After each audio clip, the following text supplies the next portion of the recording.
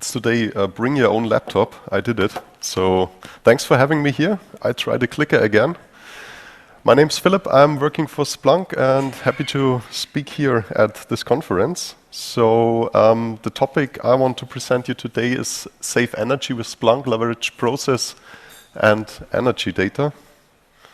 Thanks, this one. This is our usual disclaimer that we always show in front of the presentation, so maybe a few of you already know it. And basically what I want to have as your three key takeaways today is to learn about how to collect data, in this case with Splunk from heterogeneous sensor data from industrial processes in a data platform. And you enrich this data to correlate sensor data with additional data sources and create meaningful context. This is a quite important thing. And also in the final step to analyze these various data sources and to optimize processes and increase efficiency. So that's quickly our agenda for today. And I want to, let's say, describe Splunk as a data platform for industrial and IoT data, which is a quite interesting and new field coming up right now. And we see a lot of Splunk customers also taking on this track. And there is also, let's say, collaboration work that we did with a partner called Robotron from Dresden. And this is what I want to show you today a bit more in detail. It's about in the energy sector, how to combine energy and process data to finally find out how to optimize energy efficiency in the monitoring and also condition monitoring and predictive maintenance. And also I'm available as my predecessor at the Ask Me Anything session during lunch break. And also we have a booth here, so feel free to grab one of these black Splunk t-shirts. Okay. Splunk is a platform for industrial and IoT data. Briefly, what does it mean? It means that you can collect on the leading machine data platform Splunk any sources of machine data. So this is text-readable data. And this kind of text-readable data is just fed into the platform and you can build analytics on top of it. And this is quite easy to do and quite powerful. It scales across big data volumes, as many of our customers do. We also like the mentioned Gartner things because we are positioned in the security field, for example, very good there. And what I want to focus with today's two use cases is more the industrial data and Internet of Things field. So what can you imagine if you say, let's Splunk a world of interconnected assets? Well, you can imagine different industries like transportation, energy, oil and gas, building management, manufacturing, and so on. They have a lot of sensors all across their facilities, all across their equipment, and it is quite a lot of data that can be generated from there, and it can be, let's say, collected together in one platform. And if you're able to have all this data together, you may be lucky if you're a data scientist sitting on top of it and say, okay, let's do analytics, let's play with the data. I think that's one of also the good things about, let's say, doing kind of data science is being creative with data. It's not always like, this is your problem, solve it. It's just have a look at the data, how can we get it together and how can we get the insights that are desired. And I think this is quite important in these areas, industrial data and Internet of Things. And in the Internet of Things side as well, you can imagine retail, home automation. A colleague of mine, for example, splunked his complete home automation system, and he had a sensor in his post box. And every time he gets a message in his post box physically at his house, he gets a push notification on his device. I have mail. So just to give you one interesting idea how to go on in this directions. Okay, so basically all this complexity of sensor data, of data that is collected across different devices is coming together and is ready for you to be analyzed with the help of a Splunk data platform. And of course, you can imagine that from the user side, you have, let's say, 360 degree data view, because you can imagine a technical user, for example, is just using this data, let's say, to find out problems in his technical infrastructure. You can think of, let's say, a business user who is interested to enrich this raw sensor data with, let's say, business numbers or product prices, and find out in real time actually what's happening with my production line. How much money am I making in, let's say, this hour?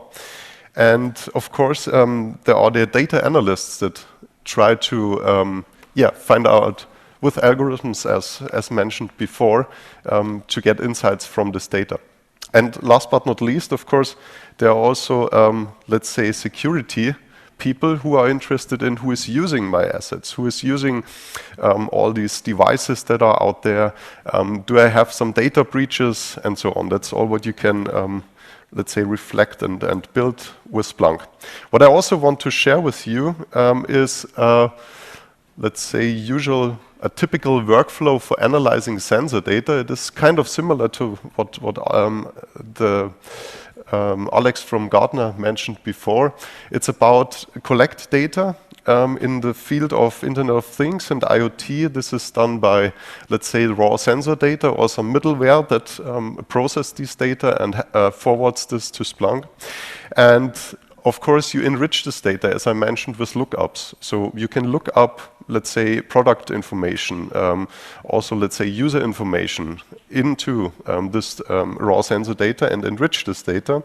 And finally, of course, you do the analytics. I really simplify it here, but actually you can feedback the results that you are getting from your analytics into your platform as well. Reuse it, similar as mentioned before, reusing algorithms. You can reuse the results of this. And of course, I just mentioned usual ways that you are maybe familiar with, like the R project or Python packages that you can easily stick onto Splunk and do your analytics on top of it. Okay, so far so good. 3 common ways within Splunk that I want to give you on your way to analyze sensor data. It is first of all the search processing language, SPL. It's a kind of a language that is sitting on top of Splunk. With that, you can search all your data that you ingested into Splunk. Second, we have apps.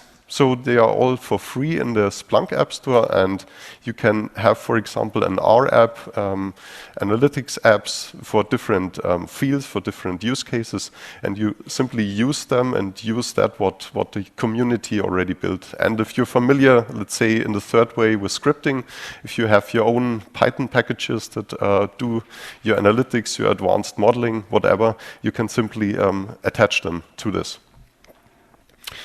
Finally, Splunk as a platform for IoT.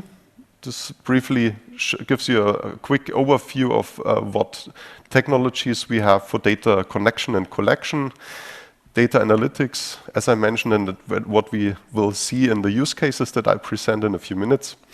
And the partner ecosystem that is attached to the Splunk community. So there are a lot of partners outside that you can collaborate with, work together, and finally realize your projects. And of course, if you're a developer, you want to develop your own applications, you have your custom things running, you can easily connect to this as well. Okay, so far from, let's say, the high-level overview of what Splunk can do for you in this field.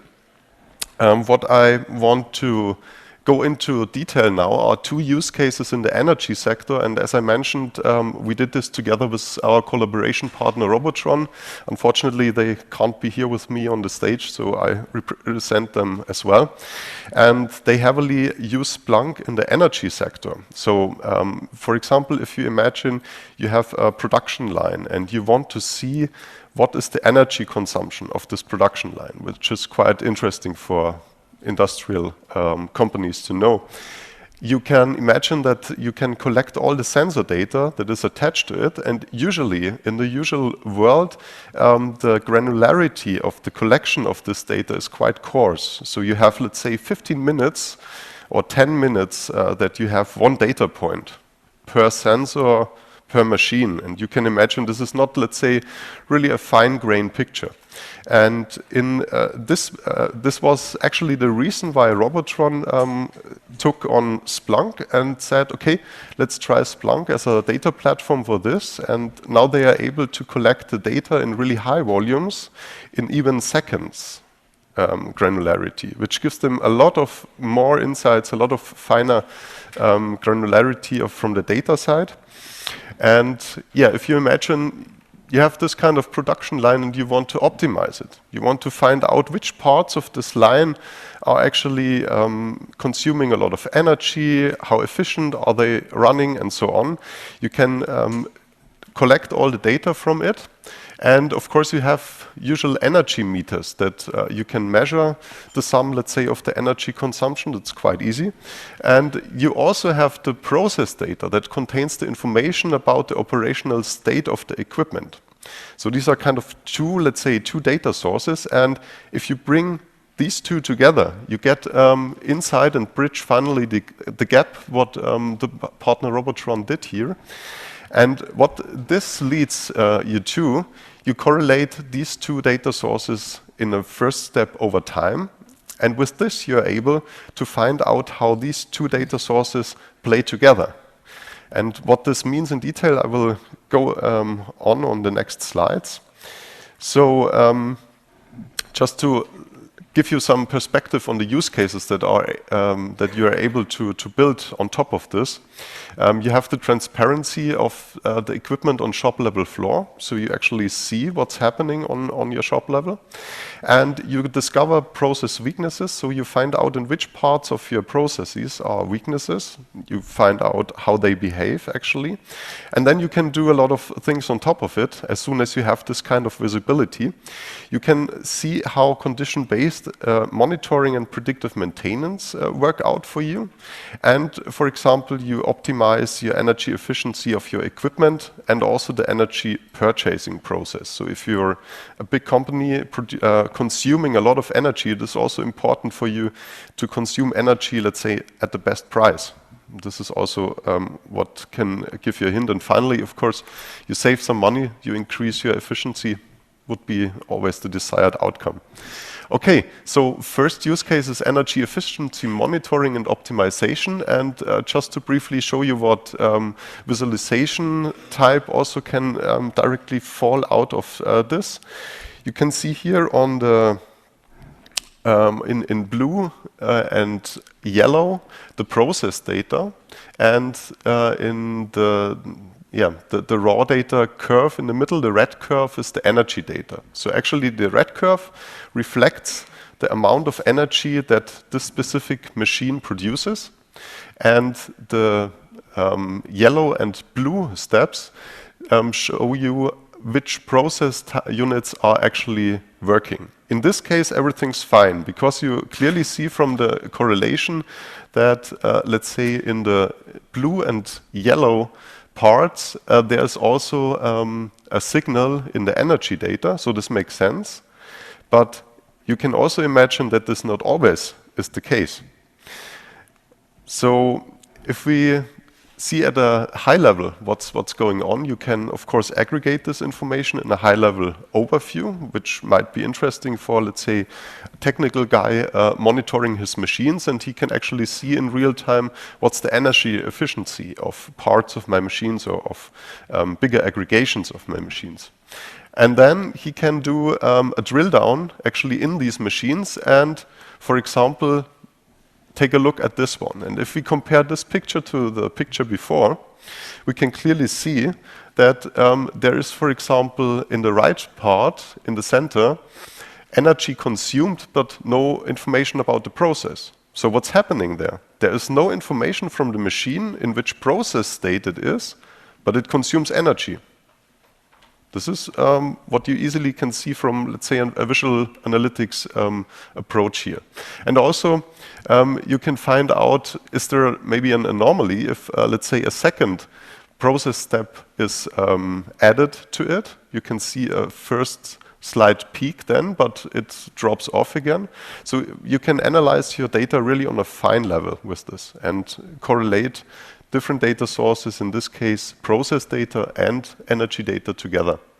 And of course the second one is, yeah, there's energy consumed but no process data there. In reality, they did this at a large production line, and they actually find out that there are weaknesses, let's say, in the manufacturer of parts of machines of the production line, which is quite interesting, because then again, they can go to the manufacturers and say, hey, your machines are, let's say, not giving the right states, they are not working correctly. It's also very important for industry to know and to have this black and white. Also interesting here, you can see in this case a usual weekly distribution of the production output on the lower chart and the energy consumption. And if you look closely, you can quickly see that in some parts there is again energy consumed on Sunday. Why? Did some technician just not switch the machine off over weekend? So again, there's a bad energy efficiency because there's no production, but still energy consumed. So in this case, you can find out these kind of process weaknesses and optimize this as well.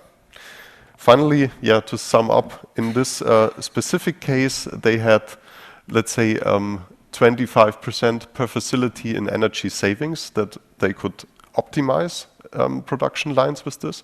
So this is, let's say, really a good outcome if you say, okay, I really do the analytics on top of my sensor data and find out how to really save money and energy as well. Okay, second brief use case that I wanted to show to you today is the condition monitoring and predictive maintenance part. And in this case, energy is not just an optimization target, as we saw before. It is also an influencing factor for maintenance scenarios because it's a rapid impact factor. So energy is directly influencing the process, and this is a good chance to map low-level process status to particular energy consumption and profile from this with learning techniques, normal states and boundaries from the raw signal, as you can see in these smoothed curves below.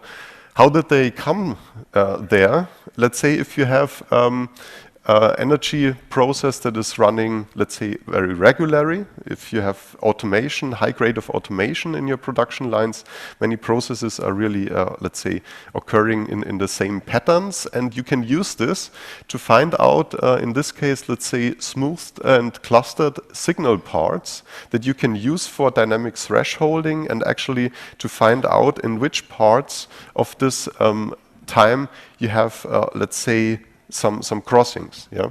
So in this case, you can see on the red lines on the in the lower chart that at these points there is the signal breaking to the bounds, and this can give you back again an alert and inform you about, let's say, an abnormal production state, and maybe a technician goes to the machine and looks what is actually happening there. Okay, what does it mean for predictive maintenance in this case? To predict anomalies for a particular process step. So you can extrapolate process steps with integrated predict functions in Splunk and other regression models if you want to make it a bit more complicated.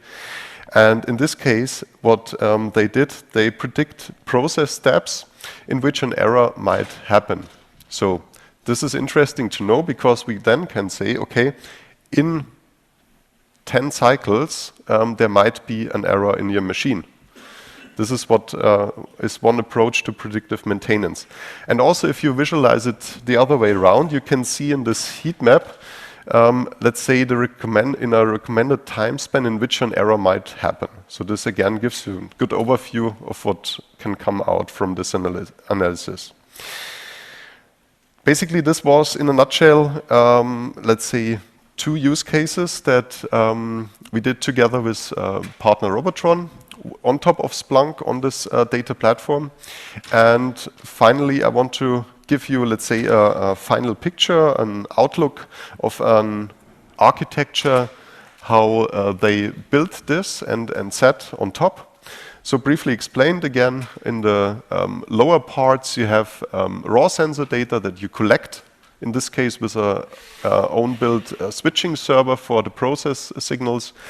Then you look up and process this data. In this case, the lookup would be the process thing, and the energy data would be the data. It's the same color I used here. And of course, on the right side, you do some data analysis, for example, all the smoothing of the curves, all the clustering of the curves that I mentioned before. This was done there and fed back again into the system to be reused. This is all happening on the Splunk platform, and what Robotron also tries to build here is kind of a common information model for IoT purposes, so really to bring these worlds on a common sense together from a data side. And on top of that, you can build so-called apps on yourself on the Splunk platform, which enables you to, let's say, bring different insights, different analytics in one app that different users, again, can use. And the users finally are on the upper level, also mentioned in the very beginning. Different views on the same data gives you the insights that your people can have. Okay, so far, I think I'm at the end of my presentation.